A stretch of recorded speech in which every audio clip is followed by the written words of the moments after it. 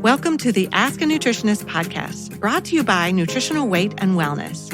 We are thrilled to have you join us today as we discuss the connection between what you eat and how you feel, and share practical, real-life solutions for healthier living through balanced nutrition. Now let's get started. Well, good morning and welcome to Dishing Up Nutrition's new midweek segment called Ask a Nutritionist. My name is Leah Kleinschrodt. I'm a registered and licensed dietitian with Nutritional Weight and Wellness. And on today's show, I will be answering two related nutrition questions we've received from our Dishing Up Nutrition listeners in the last few weeks. So these listeners wrote the first question, what is the most nutritious flour? And then the second question we received that was related to this is, do we have any suggestions for gluten-free flours? So great questions. I think this is going to be interesting to a lot of the listeners. And it's something that comes up when I counsel clients or like just related questions like these. So I think these are really great. Let's start off with that first question about what is the most nutritious flour. I think there's a lot of ways that we could tackle this question. I'm going to try to keep it pretty simple, pretty streamlined, and just give some of my thoughts around this. And so just know there's a lot of nuance behind this, but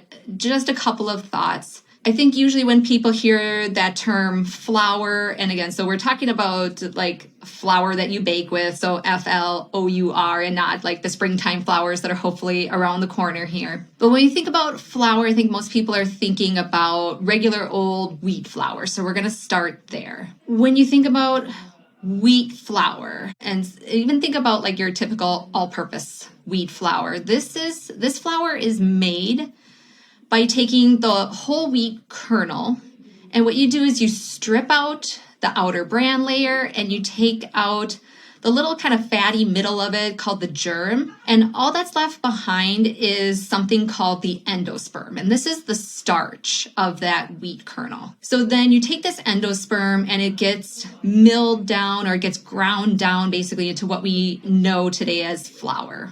So thinking about a couple of things, when you remove that outer bran layer, the bran layer is what contains most of the fiber, and the germ part, that little fatty part, contains some of those fatty acids and also some nutrients in there. So if we've removed the fiber layer and we've removed the germ, we've now reduced the quality, that nutrition quality of that flour. 100% whole wheat flour will include the bran layer and the germ. So if you ever see on a label 100% whole wheat flour, just know that is at least slightly more nutritious than all-purpose flour, or if you just saw the term whole wheat flour without the 100% tag to it, or it's at least slightly more nutritious than some of the other refined flours that are out there. But let's take a moment to and remember, when you grind down any kind of grain or starch, so whether this is wheat or whether it's rice or corn, or even like you see quinoa flour out there or lentil flour, you are in a sense pre-digesting that food. Those milling machines, like when you have to grind those things down into flour, that is doing a lot of the physical work to actually break some of these grain products down. So your body doesn't have to work as hard to digest it once you actually eat it. And even once you take that flour and you reconstitute it into things like breads, cereals, crackers, and so on, they still digest very quickly in the digestive tract. These flours, again, they're mostly carbohydrates. Again, you've taken out some of that fiber, you've taken out some of the other fatty acids and some of the other nutrients out of there. So what you're left with is a good amount of carbohydrate. That carbohydrate gets digested down into glucose in the body, and then it gets absorbed into the bloodstream very quickly. For most people, this is going to result in a significant increase in your blood sugar level. And if you spike that blood sugar time and time again, it creates a blood sugar roller coaster, not only throughout the day, but day after day, week after week, month after month, year after year. And again, over time, then this leads to a lot of the things that our clients come to see us about. We're talking about weight gain, belly fat, insulin resistance, cravings, mood swings, poor sleep, and so on. You can offset some of this blood sugar spike by limiting the amounts of foods that you're eating that contain that ground down flour, when you limit the portion size in just one sitting, but also when you combine that starch with some kind of protein and healthy fats. So for example, instead of eating maybe 2 or 3 pieces of toast at breakfast, you stick with 1 piece of toast. And with that toast, you want to have some eggs on the side. That'll be your protein. It'll also have some healthy fats along with it.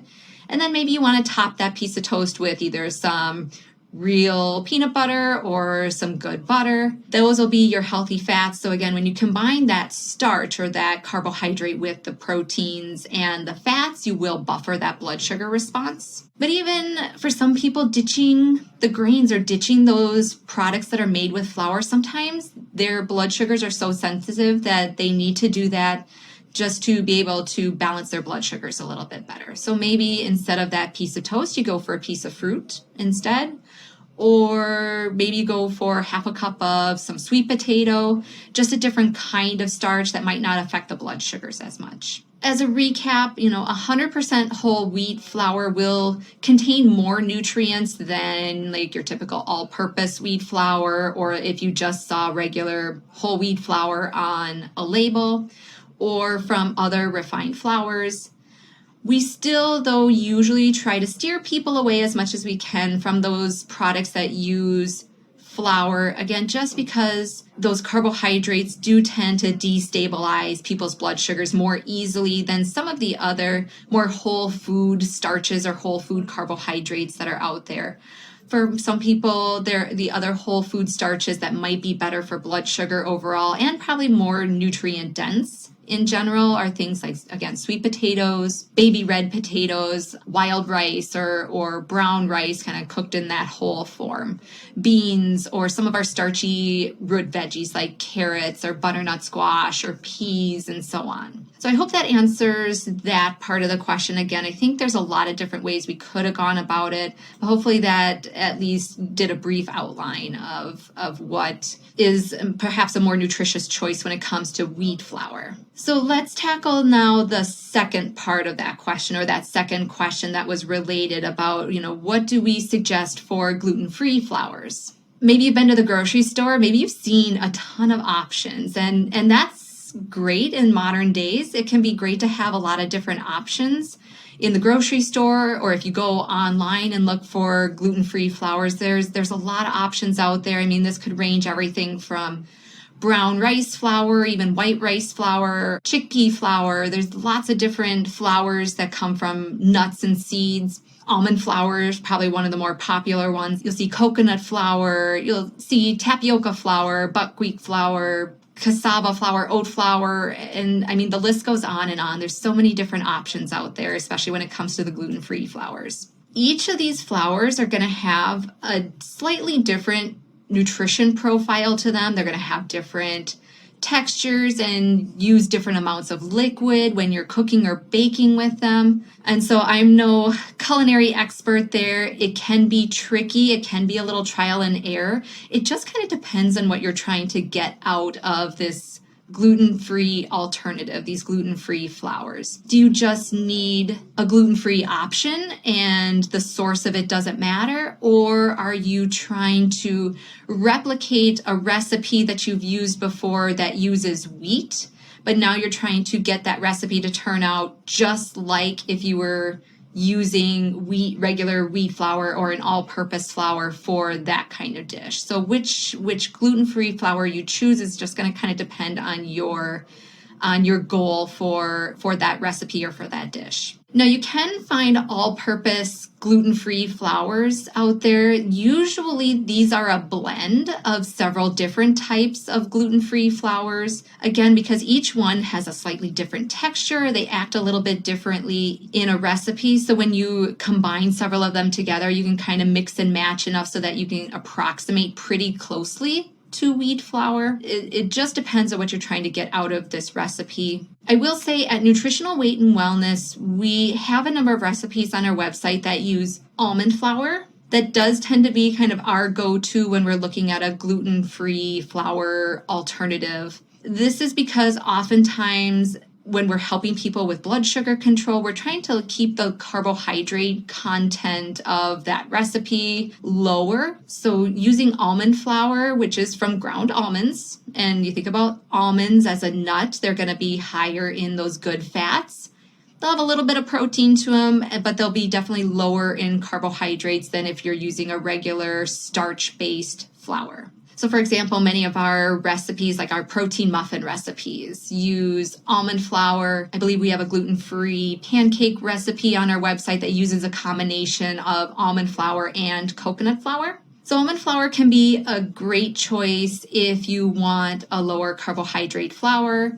Again, it also has some of those healthy fats in them. And as long as you don't need to, as long as you're not allergic to almonds or tree nuts or have like a nut sensitivity in there. Coconut flour also is a lower carbohydrate flour alternative out there, but know that coconut flour has a lot of fiber in it, which for some people, this is myself included, it can cause GI effects, especially if you're trying to use a lot of coconut flour in that recipe.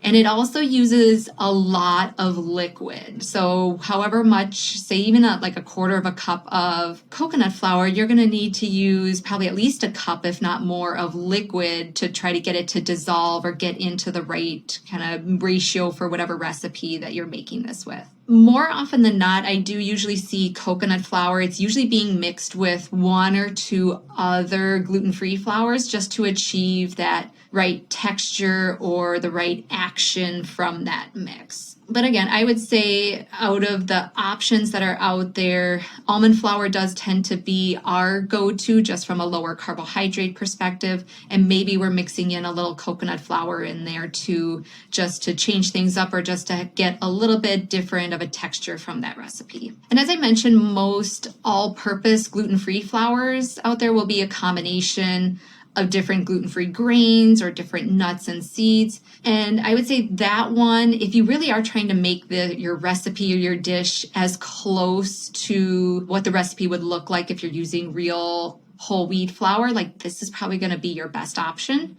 Just be aware that these flour mixes are often just as high in carbohydrates, if not higher in carbohydrates for some mixes than regular wheat flour. So they may not have the gluten aspect to them, but they still will typically cause a large blood sugar response. So we do recommend if you are baking with these or using these recipes, just know that you still are going to get a good carbohydrate load. So either you want to adjust your recipe as necessary, or it's something that you want to do on occasion or do more sparingly and not use it as your go-to, thinking that it is a healthier replacement option. I hope that was helpful with tackling nutritious flours and gluten-free flour options. So I wanted to thank you so much for listening to Dishing Up Nutrition's Ask a Nutritionist segment. And just invite you that if you have a nutrition question you would like us to answer on this podcast, we invite you to join our Dishing Up Nutrition Facebook community by searching Dishing Up Nutrition on Facebook. So this is a private group. It's moderated by staff at Nutritional Weight and Wellness, both dietitians and nutrition educators. And it just provides our Dishing Up Nutrition listeners with a safe and supportive community to ask questions, share ideas, and just get inspired and know that there are a lot of like-minded people out there. And once you're a member of our community, we invite you to join the conversation and just share your questions with us. Don't be shy. If you have a question, please let us know, and we look forward to hearing from you. Thank you for joining us today. Our goal is to help each and every person experience better health through real food nutrition. If you want to dive deeper into the Dishing Up Nutrition conversation, we invite you to join us in the private Dishing Up Nutrition Facebook group by searching Dishing Up Nutrition on Facebook and click Join Group. We look forward to connecting with you there.